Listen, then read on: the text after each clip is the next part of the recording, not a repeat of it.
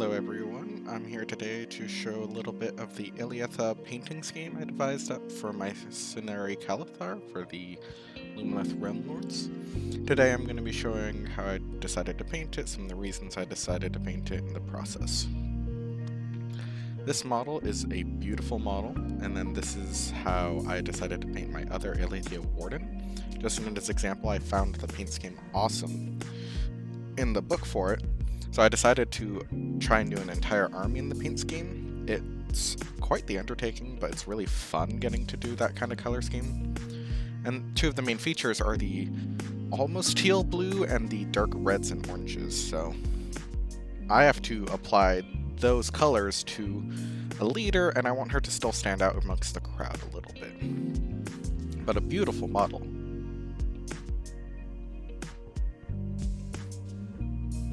You get to see some of the details, but first I'm going to go in with a flesh tone, just any plain flesh tone. I am painting over the dress bits as well.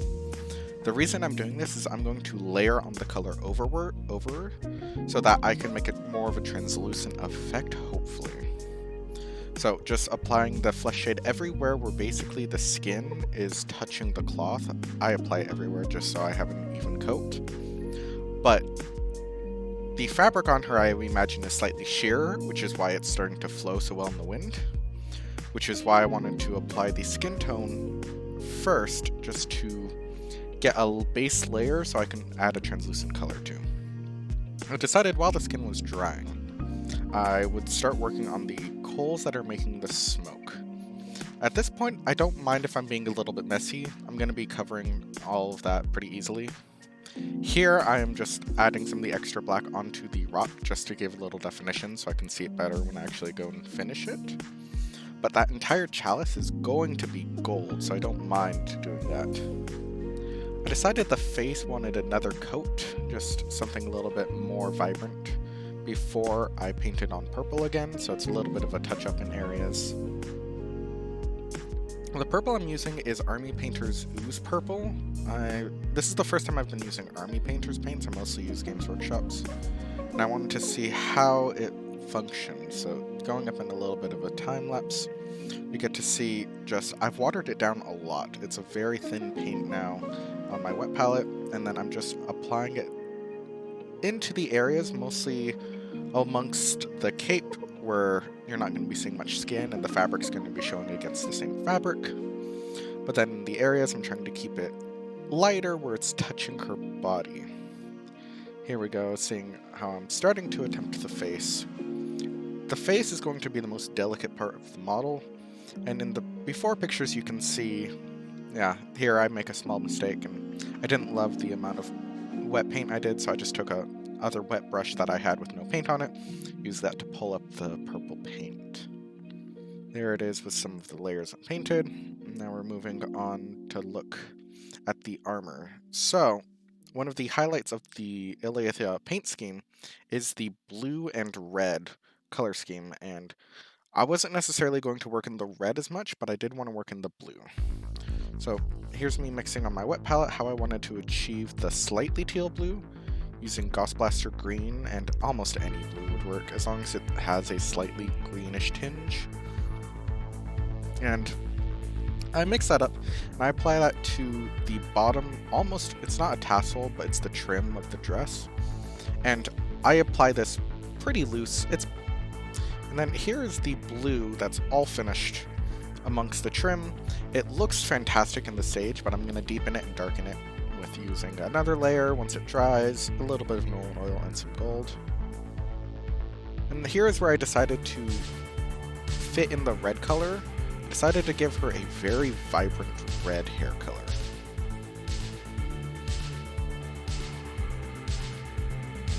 That's after I've added all of the red, and then I took a light orange and I really thinned it down and just applied it to almost everywhere on the hair, just to make it less candy red. Make it slightly closer to natural red, but not entirely. This is where I do the second true coat of purple onto the fabric. This is where I'm trying to hit most of the parts. I'm not too worried yet about overcoating it. It's still very thin. And here's a little bit out of frame, but just carefully adding the purple.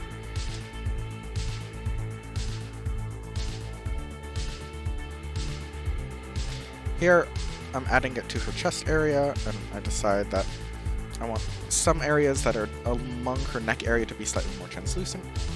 And here is me deciding to paint into the chalice, a sort of a red smoking chalice.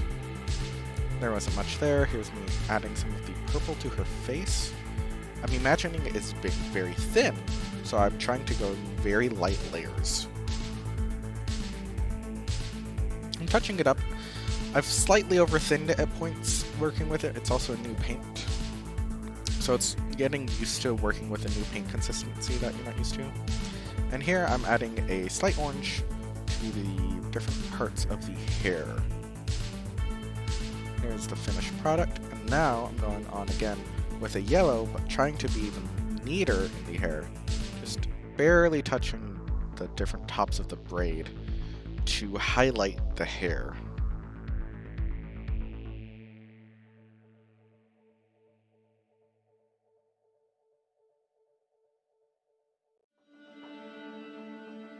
And then I'm going to add some Seraphim Sepia to her hair now that's completely dried.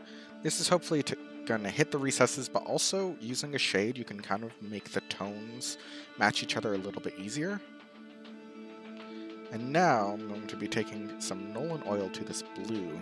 This is an older brush, I don't necessarily mind getting screwed up, that I'm just using to apply Nolan oil to the area. And I found that once it dries, it shades everything to a much deeper blue that's much closer to the armor color I liked. Here I decided to make her garnish or whatever on top. It's not garnish. Her headdress to be green as in just the leaves, and here I go painting the chalice gold. Just trying to be careful around the hands with that, matching the gold that I'm going to be putting all around the dress. And there's a view of the gold around the trim of the dress, and it gives it a striking effect. I'm really happy with how that turned out. It's not perfect in areas, but that's okay. I'm not trying to win any painting awards, I'm just trying to make her look pretty good, because I think she's a fantastic sculpt, but there's some issues I have with her. And here I am adding a gentle yellow-green highlight. I used just a yellow, and I mixed it into the green I put underneath it, just to kind of brighten it up a little bit. Here we go. I've painted the smoke with a gray, and then just a slight white on top, and that was my goal, just to brighten it up a little bit. I also painted the tassels in a red, yellow, and yellow-orangish scheme. Here's one of the tricks I have for using gold. Using the contrast paints, using either of the flushes, you get to add a really nice veneer to the gold. And you can really tone the gold in reds, or I usually use flush shades. I find that that's the best, using, in this case I use Gilman flush, but here's me painting the different details. And then here's me going on to the base. So the model is just about done. Most of the details are done, but because I have her built on corkboard, I can actually use contrast paint mixed with some water. So you get to see my wet palette, which is the Army Painter's wet palette. And here I am just making it's about 1-to-1 solution of water to contrast paint. And I just apply it everywhere on the base. Just soak it in there, and then I take the flesh tone, and then I cover that in a wet blend to make it look very sandy and dirty. Here I am lightening it up again, just to add some more depth to it, just so that my rocks don't look so samey. And this is just getting the base tone that I'm going to be adding shadows on later. I don't mind working in this wet on wet stage, especially on cork, because it soaks up so much paint. You can see the contrast has pooled right at the base of the rock, and I'm kind of pulling it around a little bit, just to give it a little bit of depth.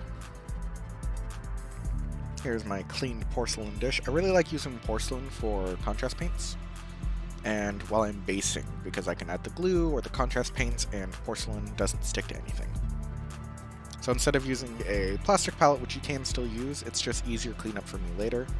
Here I am adding in the yellow that I've decided is making the, it's almost grain. I'm not sure if it's grain, but just adding some simple coloring to it, making it pop out amongst the ground a little bit. Later on I touch up, I add a yellow to it just to color match everything. I paint the center rock a lighter color because I want the base rock to stand a tiny bit away from the rock she's standing on, but it also gets Nolan oiled a little bit later. Here we go. I'm starting to just... With rocks, you can almost paint grays a little bit everywhere. Doing some very gentle edge highlighting. There are parts when I just really put it in there, like right there. Just adding a lot more light to the model. And really with rocks, some variance is good. You just don't want to make every stroke the same. Adding some more to the top. And here we go. After I've applied the flock, which is just a glue mixture with water and then just some dry flock onto it, this is the finished product. I'm relatively happy with how she turned out. The face still could use a little bit of work, but faces are normally hard. I love the way the gold turns out when you add a contrast paint over it. I think it really makes the gold stand out than just a regular Games Workshop gold. My favorite part about the piece, though, is the bottom trim of the dress. I think that reads super well. I'm really happy with how she came out for my army. And thanks for watching.